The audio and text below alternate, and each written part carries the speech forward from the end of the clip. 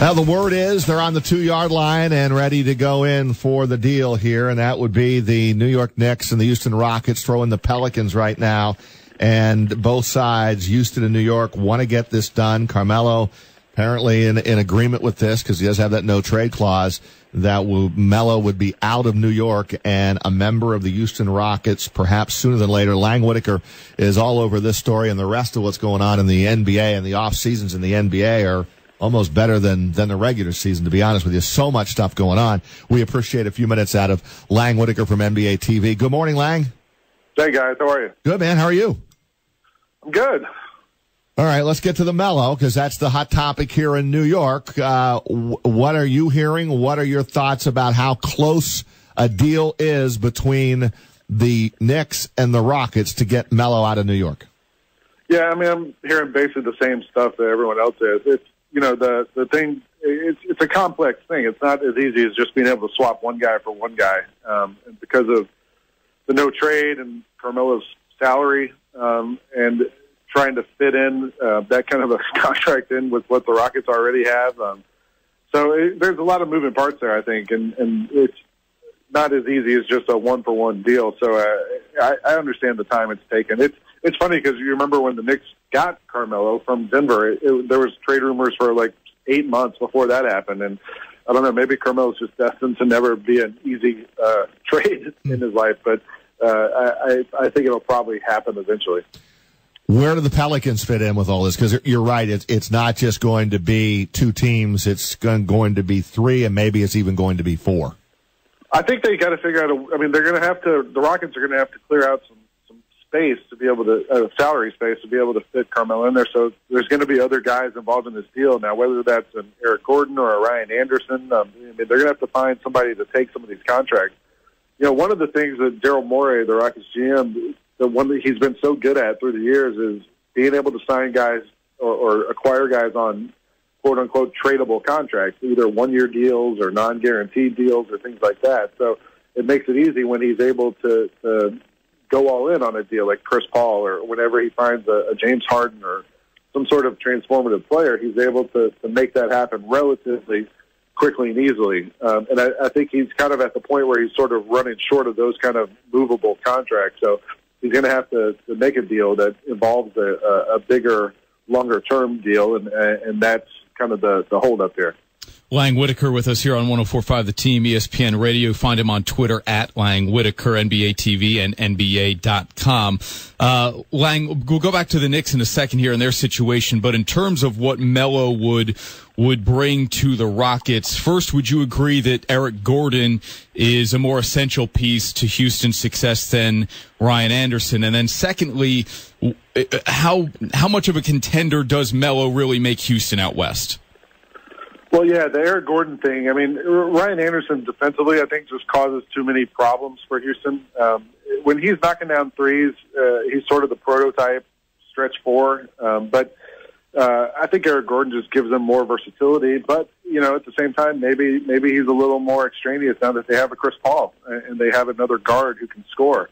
And Eric Gordon was either going to have to play more three or come off the bench and play a bigger role. Like, you know, he was basically a six-man last year, but he also was able to start and play bigger minutes. So to me, keeping Eric Gordon would be the option there, and instead of Ryan Anderson.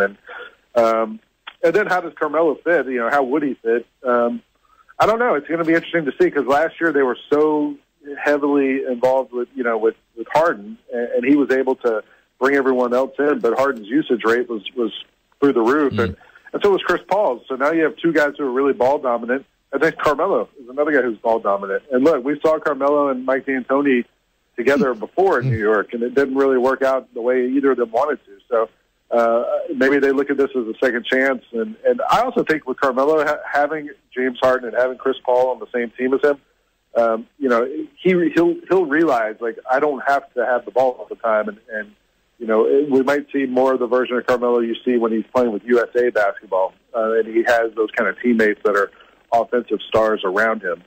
If this whole thing ever happens and we get to see Carmelo in Houston.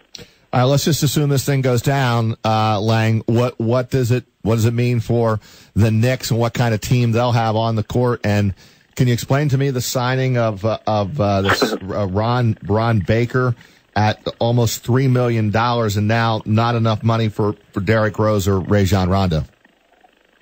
Well, I think, assuming this happens, it's a clear pivot to a rebuild. And Ron Baker would be a guy who you think, well, we know what Derrick Rose is, we know what Rajon Rondo is, but we want to see what we can help this guy become. I think it's Tim Hardaway too, coming from Atlanta, and the Knicks traded him away, and now they signed him and bring him back because the Hawks were able to develop him into what he's become. And they might have overpaid a little for him, but I also think like this backlash you see on social media is kind of overblown too. Tim Hardaway Jr. is really good.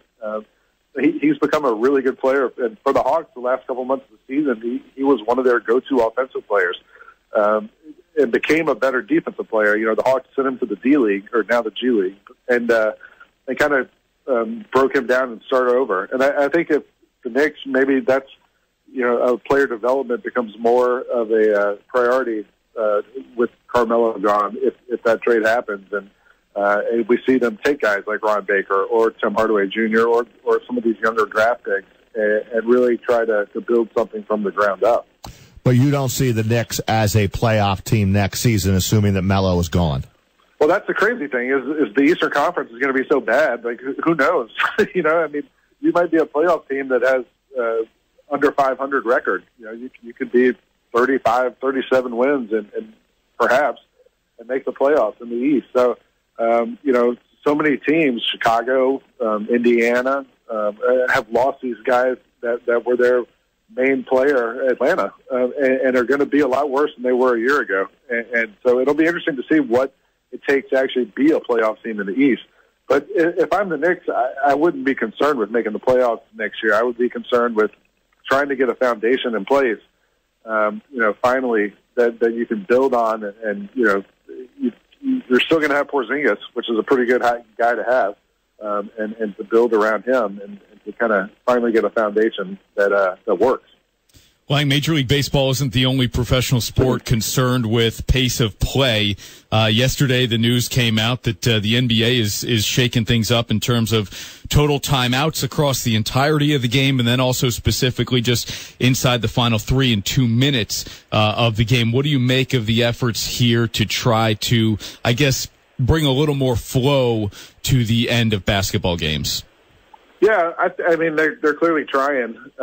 And, I think really a big part of that's going to be the way it's policed in the games. I mean, we've seen it hundreds of times, and there's a, quote-unquote 20-second timeout, and it takes 90 seconds. So we'll see if these, I think they're all going to be 75 seconds now, and we'll see if the referees are able to enforce that and get the teams back out on the court. I kind of suspected they weren't going to be able to take timeouts back from coaches. I mean, it feels like the toothpaste was out of the tube there.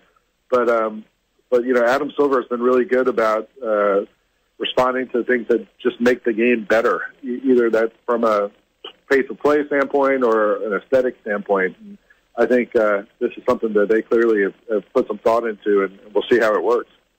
Lang Whitaker, always a pleasure for a few minutes here on Big Board Sports, as I think everyone is expecting now at some point in time that Carmelo Anthony will be out of New York and be a member of the Houston Rockets.